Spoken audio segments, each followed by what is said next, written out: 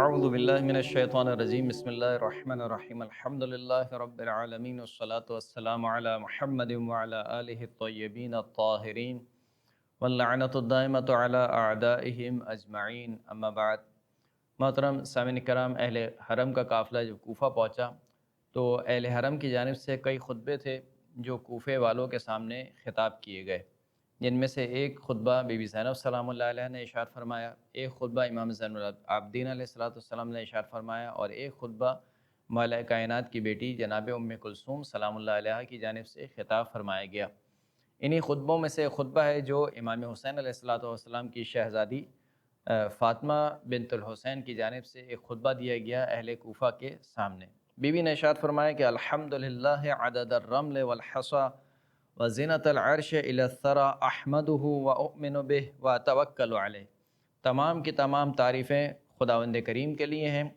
عدد الرمل یعنی زمین پر ریت کے ذرات کے برابر اور زمین پر سنگریزوں کے برابر، تمام کی تمام تعریفیں خداوند کریم کے لیے ہیں۔ عرش کے وزن کے برابر، عرش سے لے کر زمین کی تہ تک جو کچھ ہے ان سب کے برابر خداوند کریم کی تعریف۔ احمدہ، میں خداوند کریم کی تعریف کرتی ہوں، واؤمن بہ، اور خداوند کریم پر ایمان لاتی ہوں، واتوکل علیہ، اور خداوند کریم پر ہی توکل اور بھروسہ کرتی ہوں، واشہد ان لا الہ الا اللہ وحدہ لا شریک لہ، میں گواہی دیتی ہوں کہ کوئی معبود نہیں سوائے خداوند کریم کے، وان محمدا عبدہ ورسولہ، محمد صلی اللہ علیہ وآلہ وسلم خداوند کریم کے بندے اور اس کے رسول ہیں، وان اولادہ ذبحوا بشط الفرات، اور میں گواہی دیتی ہوں کہ رسول اللہ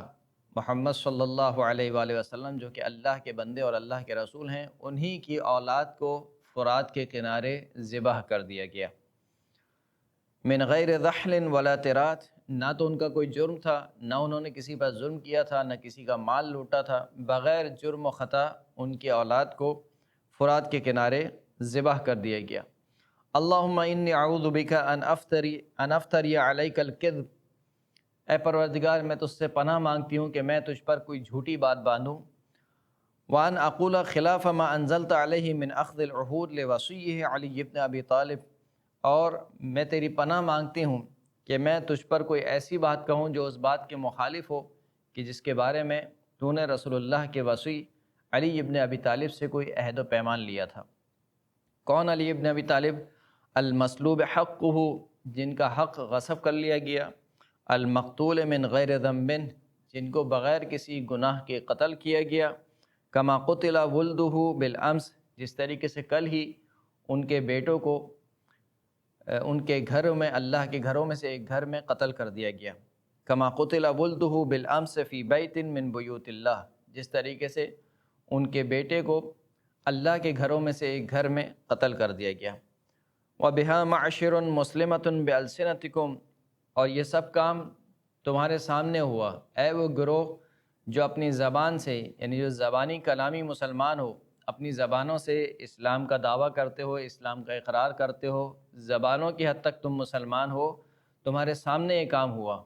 کہ رسول اللہ کی اولاد کو قتل کر دیا گیا، مولا کائنات کا حق غصب کر لیا گیا، مولا کائنات کو بھی قتل کر دیا گیا، اور مولا کائنات کی اولاد کو بھی قتل کر دیا گیا۔ یہ تمام کام تمہارے سامنے ہوئے۔ تعسا لرؤوسکم ما دفعت عنہ ضیما فی حیاتہ ولا عند مماتہ، تمہارے سروں کے لیے ہلاکت ہو کہ تمہارے سروں نے نہ مولا کائنات کی زندگی میں ان سے ظلم کا دفاع کیا، اور نہ ہی ان کے بعد ان کی اولاد پر جو ظلم ہوا اس سے بھی دفاع نہیں کیا،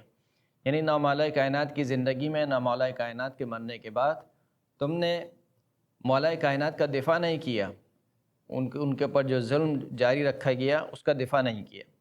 حتی قبضتہ الیک محمودا نقیبا طیب الضریبہ معروف المناقب مشہور المذاہب،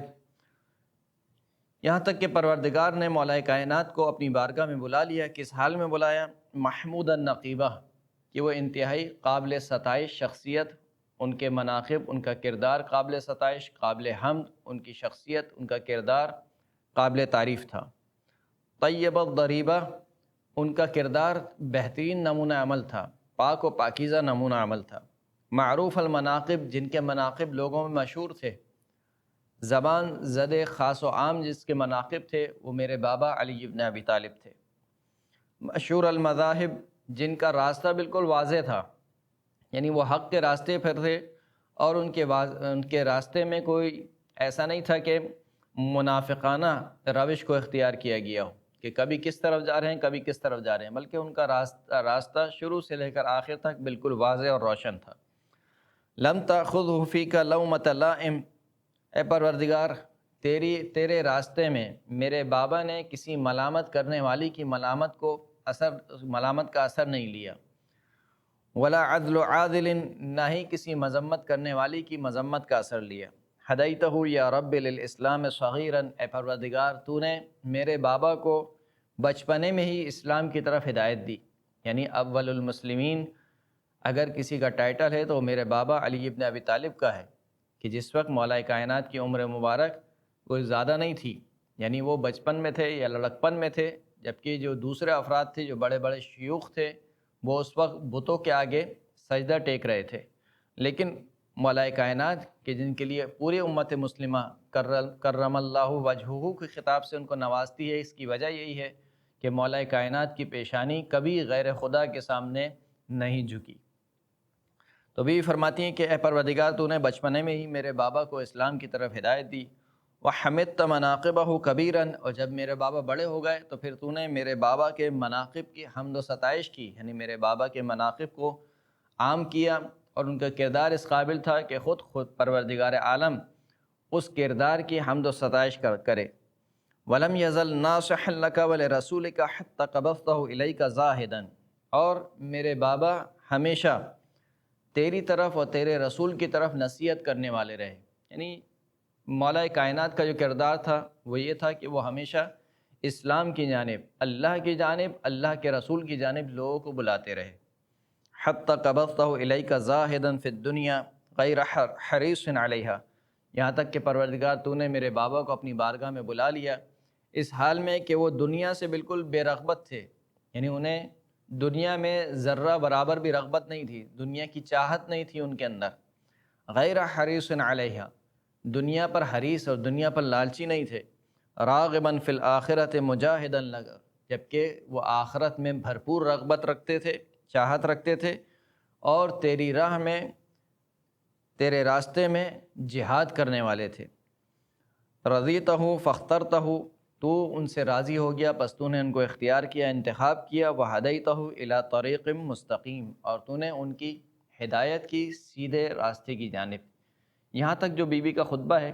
اس خطبے نے بی بی نے کوفے والوں کو ان کے گزشتہ گناہوں کی یاد دلائی، اور گویا بی بی یہ کہنا چاہتی تھیں کہ دیکھو ابھی جو تم نے حسین ابن علی کو قتل کیا ہے یہ تمہارا کوئی پہلا جرم نہیں ہے، اس سے پہلے اسی شہر کوفہ میں میرے بابا کا قتل ہو چکا ہے، اور میرے بابا کون تھے؟ جس طریقے سے ان کی اولاد کا کوئی جرم، ان کی کوئی خطا نہیں تھی، اسی طریقے سے میرے بابا کا کوئی گناہ نہیں تھا، کوئی جرم نہیں تھا، بلکہ میرے بابا کو کس لیے قتل کیا گیا؟ کیونکہ وہ اسلام کی طرف دعوت دینے والے تھے، پروردگار عالم کی طرف دعوت دینے والے تھے، دنیا پر حریص نہیں تھے، دنیا کی چاہت نہیں رکھتے تھے، لہٰذا تمہاری آنکھوں کے سامنے میرے بابا کو قتل کر دیا گیا،